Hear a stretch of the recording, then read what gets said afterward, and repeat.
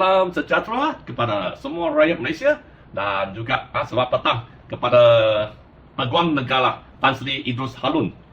Petang ini saya nak buat satu video untuk memberitahu apa yang telah terjadi dalam sistem perbicaraan ataupun sistem perundangan di negara ini. Saya adalah Nielsen, burung apabia dengan gelaran burung apabia ataupun superbird di masyarakat Penang, masyarakat Melayu, kawan-kawan saya dengan memberi gelaran burung apabia, burung Tuhan. So petang ini saya sudah nampak satu artikel yang bagus.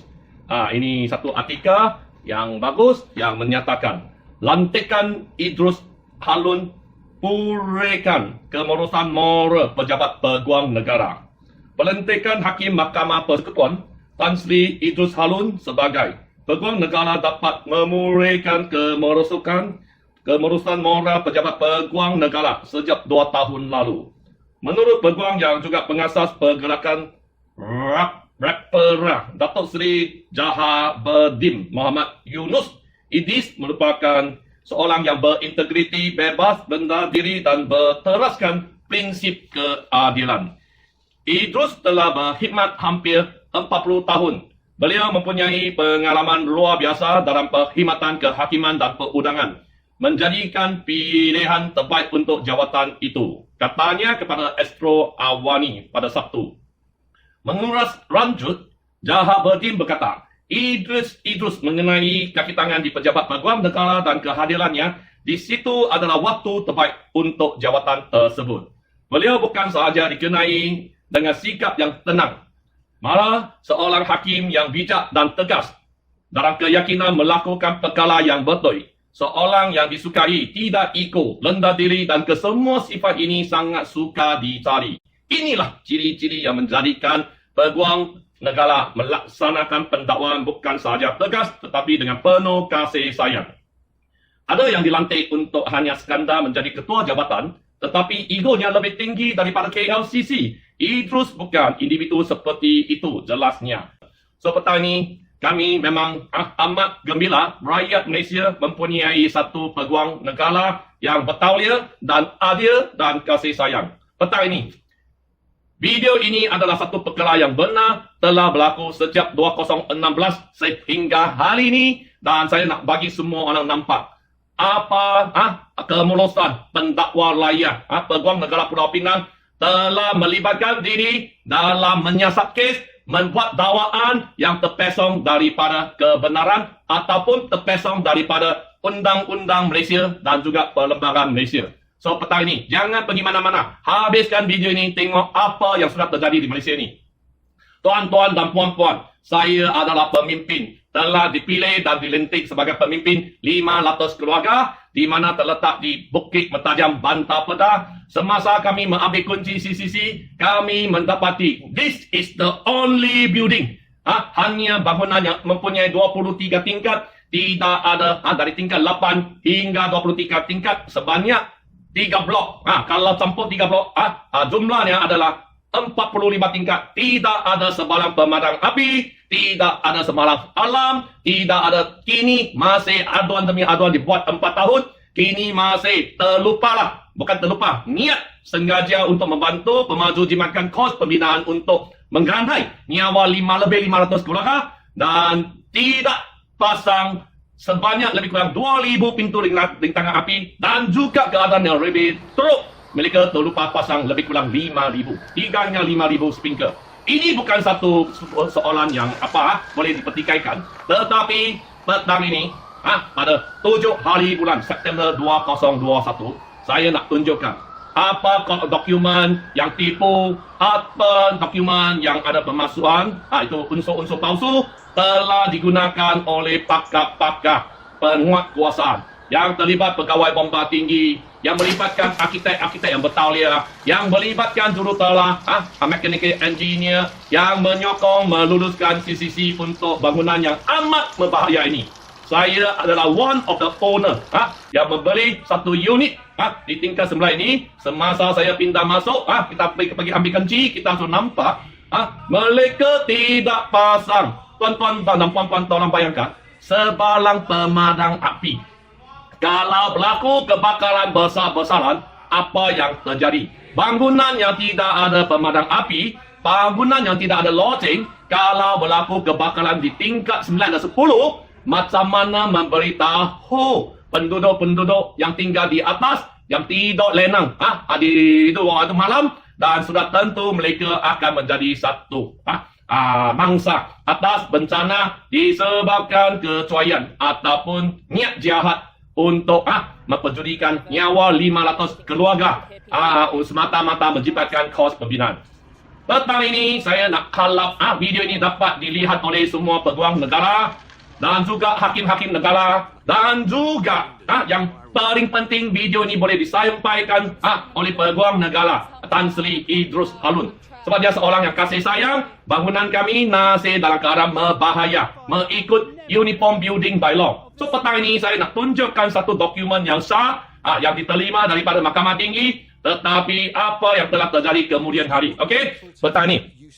Kalau tuan-tuan dan puan-puan, sudah tentu tuan-tuan dan puan-puan tahu kalau kenapa Malaysia kena dalam bidang pembinaan, Malaysia memerlukan arkitek untuk monitor.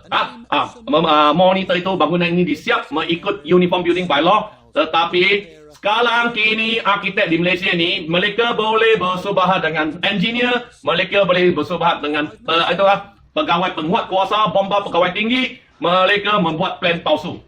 Tuan-tuan dan puan-puan, kalau membuat plan palsu, ini adalah kesalahan kepakaran yang sangat serius dan merupakan satu jenayah disebabkan mereka melukis ataupun merangka atau memelakar. Itu plan-plan yang ada unsur-unsur tipu supaya bagi pemaju mengelakkan. Tidak perlu pasang pemadam api, alarm, sprinkler, sistem keselamatan bomba yang telah dinyatakan oleh Undang-Undang Malaysia Uniform Building Bylaw.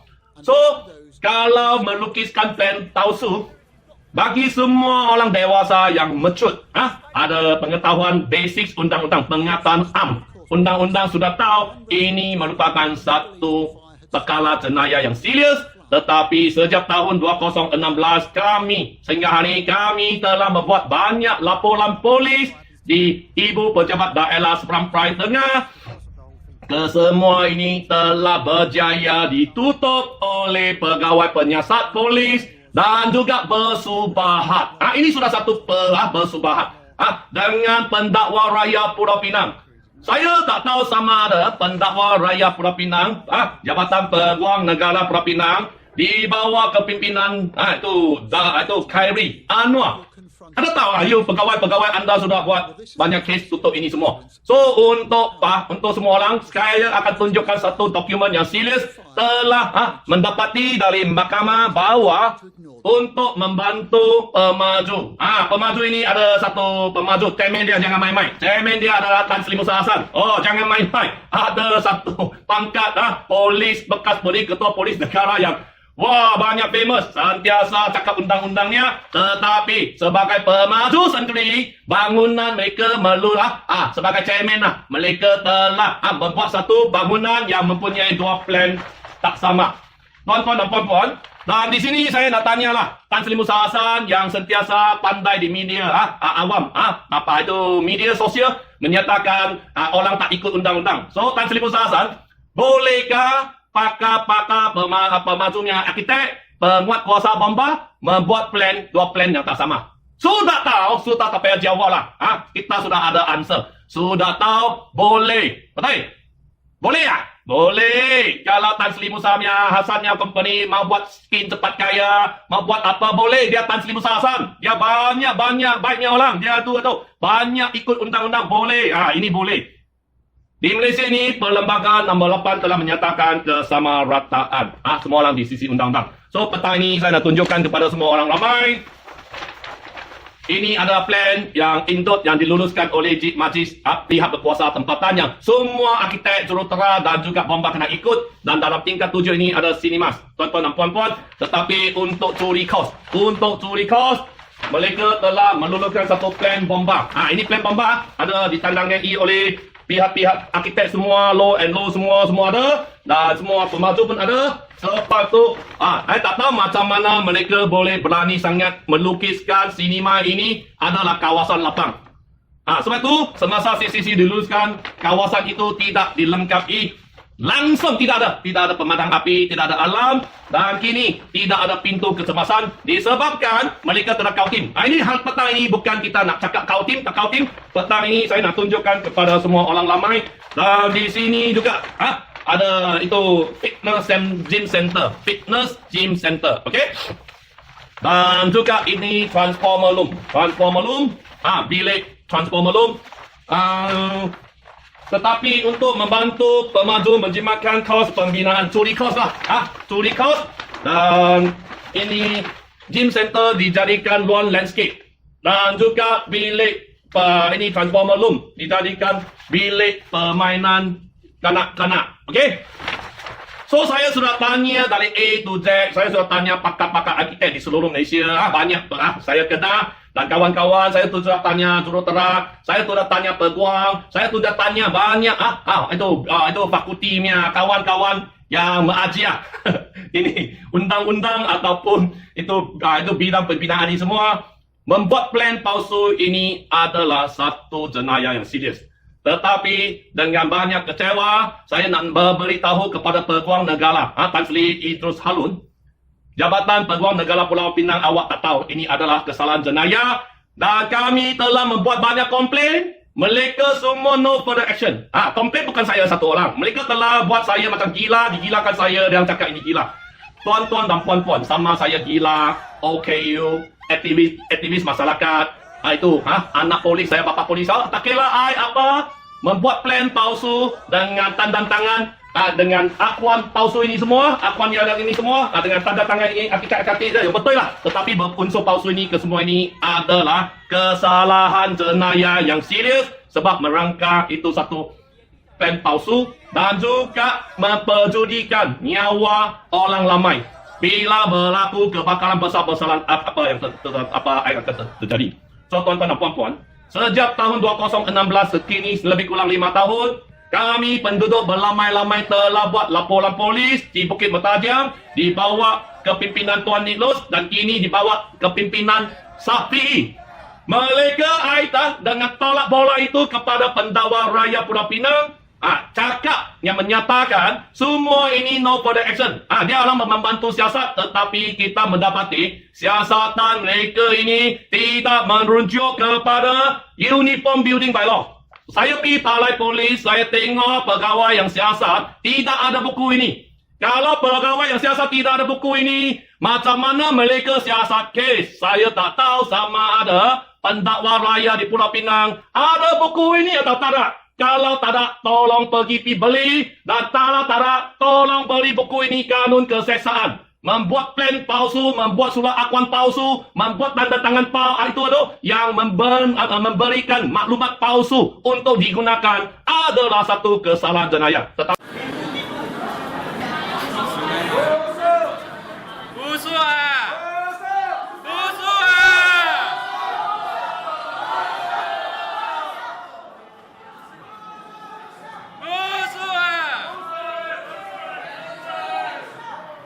Tapi lebih 10 kes jenayah. Pemaju Syarikat Tan Sri Musa Hazana, bukan dia lah. Dia dilantik. Dia mana tahu? Musa, you mana tahu? You tak tahu you dah syarikat. You ni itu CEO. Datuk Tan Iseng telah menipu kita. Lebih 200 saksi kita boleh dapat. Tetapi semua ini mereka telah ditutup sebab mereka takut. Bila pergi ke mahkamah, kita sekurang-kurang ada lebih 200 pemilik ataupun pembeli telah ditipu oleh pemaju Syarikat Tan Sri Musa Hasan. So petang ini, saya harap semalam saya telah pergi buat satu laporan polis baru.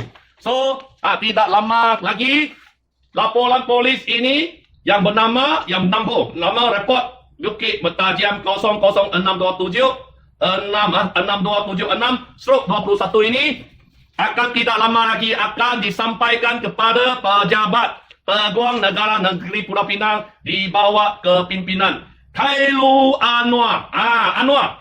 Dan saya di sini nak beritahu kepada orang ramai, saya tak tahu Khairul Anwar berapa tahun ada di sana, tetapi sejak tahun 2007 sampai sini lebih 4 tahun lebih, saya dengan penasihat saya itu Wong Jingpa juga yang melibatkan kes pemaju ini. 9 lebih kurang 9 kes jenayah telah kami berdua orang telah didakwa oleh peguam negara, pendakwa raya Pulau Pinang. Tuan-tuan dan puan-puan, kalau you ada belajar matematik, itu kebalang kalian for a probability. 9 kes ini telah kalah tolong oleh peguam pendakwa raya Pulau Pinang. Kenapa? Kes itu mereka hanya mau suyu. Dan 3 kes saya terlibat dengan pegawai polis saksi palsu, terlibat dengan saksi palsu, terlibat dengan suspek.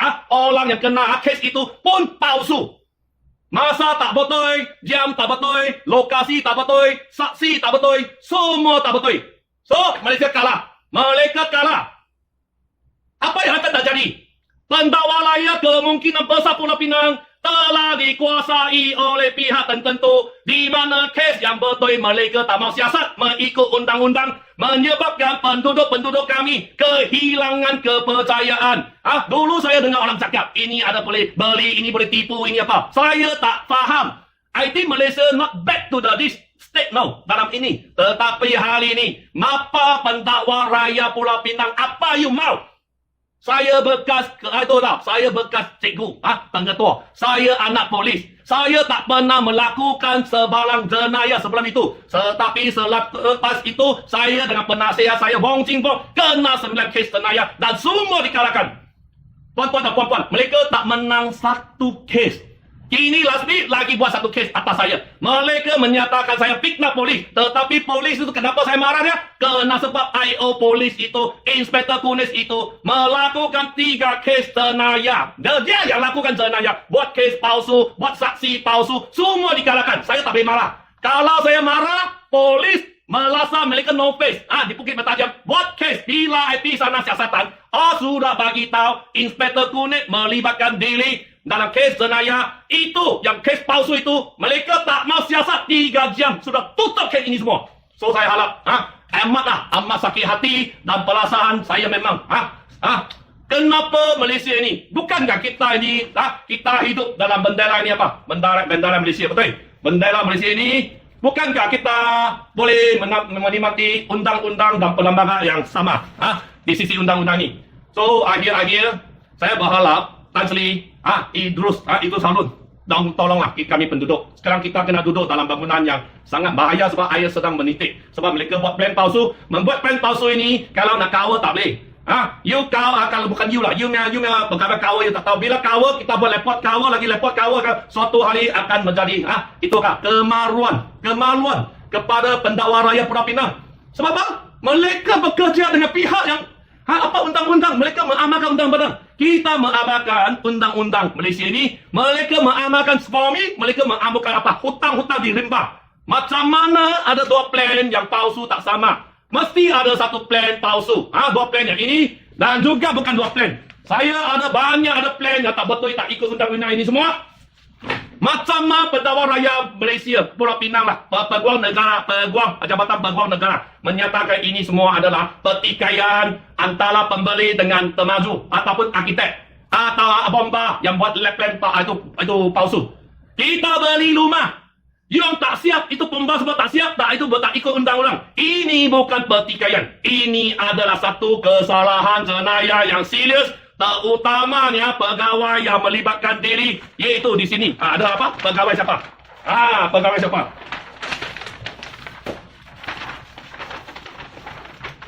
Pegawai penolong penguatkuasa Encik Ahmad Nazri bin Zakaria. Bangunan ini bukan hanya diduduki oleh bangsa Melayu. Bukan hanya diduduki oleh bangsa India dan Cina. Ya, ada semua bangsa di situ. So, kalau berlaku kebakaran besar-besaran, akan apa yang akan terjadi? Bila yang ambil tindakan pendakwa raya, ambil tindakan tangkap bomba, pegawai bomba buat plan palsu, pegawai bomba kena, pakar arkitek sudah kena. Pakar arkitek kena, pakar juruterang kena. Pakar juruterang kena, temaju kena.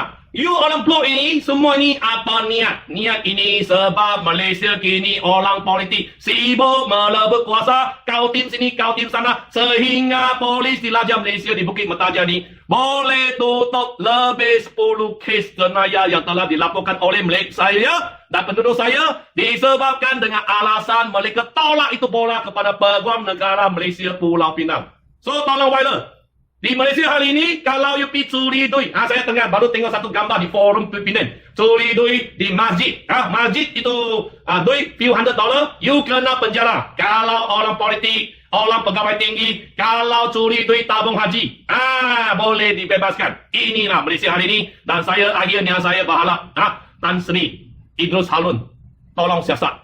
Kalau boleh buat 9 kes, lebih kurang kalah. Apa ini reputasi yang layak masih boleh percayai kah? Ini satu jabatan yang ada integriti. So, pelantikan awak adalah betul seperti artikel yang dinyatakan, awak akan datang untuk memulihkan kemerosotan mula pejabat peguam negara. Tambah belakang, Pulau Pinang dibawa ke pimpinan. Ini bukan pimpinan, ini saya tak tahu dia pimpin atau dibawa Encik Karu Anwar. Terima kasih. Tuan-tuan dan puan-puan, tolong viral video ini disebabkan kalau mereka, kenapa rakyat jelata buat salah, kita kena didakwa, dipenjarakan. Kenapa pegawai tinggi bomba buat salah, pakar, itu arkitek semua buat salah, kita kena upah lawyer untuk melawan. Kita buat salah, pendakwa raya Pulau Pinang suruh kami, kita kena ambil lawyer, bayar lawyer pi melawan balik kes, betul. Tetapi bila pemaju buat salah, Syarikat Tan Sri Musa Hasan buat salah, mereka tak ditakwa, sebalik saya kena ambil, penduduk saya kena ambil duit pi upah lawyer lawan sebagai case receiver. So, Wyler, membuat plan yang tak sama sudah tentu semua pakar arkitek, engineer sudah tahu. Orang tanya macam mana arkitek ini berani sangat meluluskan CCC dengan dua plan tak sama, dan juga tidak pasang sekurang pemadam api alam, fire red door, pintu rintangan api dan sprinkler di kebangunan awak, walaupun awak punya title ada commercial. So ini adalah sudah tentu mereka ada kuasa yang besar, boleh buat apa sahaja. Kita tak boleh membiarkan negara Malaysia ini ke tahap macam ni.